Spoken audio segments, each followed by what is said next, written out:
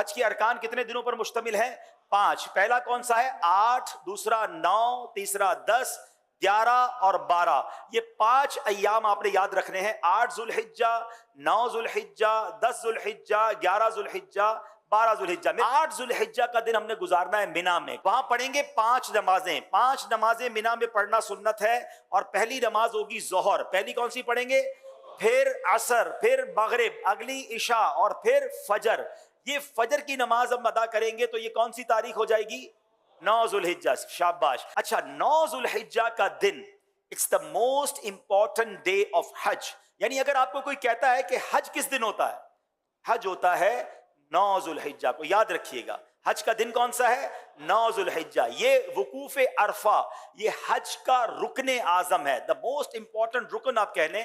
حج کے 3 فرائض ہیں، احرام پہننا، نیت کرنا اور طواف الزیارہ، لیکن رکن اعظم ہے وقوف عرفہ۔ تو وقوف عرفہ جو ہے یہ موسٹ امپورٹنٹ ڈے ہے۔ 9 ذوالحجہ کا دن آپ نے عرفات میں گزارنا ہے۔ اچھا، اب 9 ذوالحجہ عرفات میں جب آپ پہنچیں گے تو وقوف عرفہ کا جو وقت شروع ہوتا ہے، جب جس کو کہیں کہ عرفات کے دن کا وقوف کا وقت شروع ہوتا ہے، جب ظہر کا وقت شروع ہوتا ہے نا تو یہ وقت شروع ہو جاتا ہے۔ سبحان اللہ۔ جیسے ہی ظہر کا وقت شروع ہوا، جتنے لوگ عرفات میں احرام کی نیت کے ساتھ موجود ہیں وہ سب کے سب حاجی ہو جاتے ہیں۔ لیکن عرفات سے غروب آفتاب تک نہیں نکلنا۔ جب تک غروب آفتاب، مغرب کا ٹائم نہ ہو جائے، آپ نے عرفات نہیں چھوڑنا۔ جو اس سے پہلے نکل جاتا ہے اس پر دم ہو جائے گا۔ تو یاد رہے، ظہر کے وقت میں ظہر پڑھنی ہے، عصر کے وقت میں عصر پڑھنی ہے، اپنے اپنے خیموں میں پڑھیں یا جماعت کر لیں اور وہاں عبادت کریں، دعائیں کریں۔ غروب آفتاب سے پہلے پہلے عرفات کو نہیں چھوڑنا ہے۔ اب جب غروب آفتاب کے بعد آپ نکلیں گے تو اب جانا ہے مزدلفہ، اور مزدلفہ پہنچ کر اللہ کی شان دیکھیں۔ عرفات میں مغرب کا وقت ہو گیا ہے مگر مغرب پڑھنے کی اجازت نہیں ہے۔ اچھا، مزدلفہ میں بھی مغرب اور عشاء پڑھیں گے مگر عشاء کا وقت شروع ہو جانے کے بعد پڑھیں گے۔ یعنی عشاء کا وقت شروع ہو گیا، اب مغرب اور عشاء پڑھیں گے، اور اس کو ملا کر پڑھنے کا طریقہ یہ ہے کہ مغرب کے پہلے فرض پڑھیں گے، پھر عشاء کے فرض پڑھیں گے، پھر مغرب کی نوافل، مغرب کی سنتیں اور نوافل، پھر عشاء کی سنتیں وتر وغیرہ ادا کیے جائیں گے۔ اب یہ رات ہے 10 ذوالحجہ کی رات، صبح 10 ذوالحجہ ہے، یہ رات گزاریں گے مزدلفہ میں، اور اس رات عبادت بھی کریں گے۔ اور یہاں فجر کی نماز پڑھنا یا فجر کے وقت میں یہاں ہونا ضروری ہے، کیونکہ مزدلفہ کا جو وقوف کا وقت ہے یہ جب شروع ہوتا ہے کہ جب فجر کا وقت شروع ہوتا ہے۔ اچھا، اب صبح ہو گئی، یہ صبح کون سی ہے؟ کون سی تاریخ ہو گئی؟ 10 ذوالحجہ۔ پاکستان میں کیا ہوتا ہے؟ کون سی عید ہوتی ہے؟ بقرعید۔ حاجی دیکھو کیسے کمال کی عید منا رہا ہوتا ہے، لوگ اچھے اچھے کپڑے پہنے ہیں، خوشبو لگائے گھوم رہے ہوتے ہیں، ایک دوسرے سے عید مبارک کر رہے ہوتے ہیں۔ حاجی کے احرام بھی میلا، اس کے بال بھی بکھرے ہوئے، اس کی آنکھیں بھی نیند سے، تھکن سے چور ہے۔ یہ کیسی عید ہے؟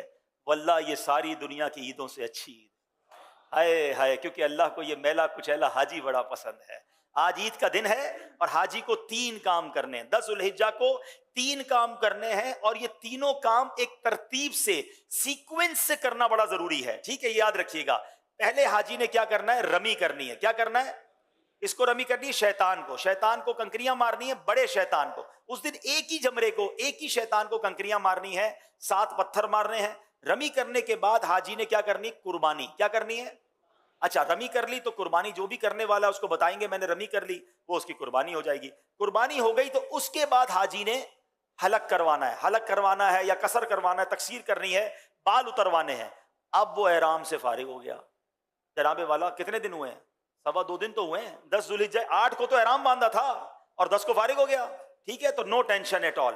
اب ساری پابندیاں ختم ہو گئی ہیں احرام کی، خوشبو بھی لگائیں، سلے ہوئے کپڑے بھی پہنے، انجوائے کریں۔ صرف ایک پابندی باقی ہے جو مرد و عورت کی پابندی ہے۔ اب جب طواف الزیارہ کر لیں گے وہ پابندی بھی ختم ہو جائے گی، تو ٹینشن احرام کی نہیں لینی ہے۔ 2.5 days، 2.25 دن، 2.5 دن میں آپ احرام سے آلموسٹ فارغ ہو جائیں گے۔ اب آپ کا ایک بڑا فرض باقی ہے، اور وہ کیا ہے؟ طواف الزیارہ۔ طواف الزیارہ اس کا نام ضرور ہے مگر چکر اس کے بھی ساتھ ہی ہیں، وہ نارمل طواف کی طرح ہے، مگر یہ طواف زیادہ انجوائبل ہے کہ اس طواف میں اب آپ کپڑے پہنے ہوئے ہیں، اب آپ احرام میں نہیں ہیں، اب آپ اپنے لباس کے ساتھ بڑے سکون سے طواف الزیارہ کریں گے۔ اور پھر ایک واجب ہے، وہ ہے حج کی سعی۔ تو طواف الزیارہ اور سعی آپ نے کرنی ہے۔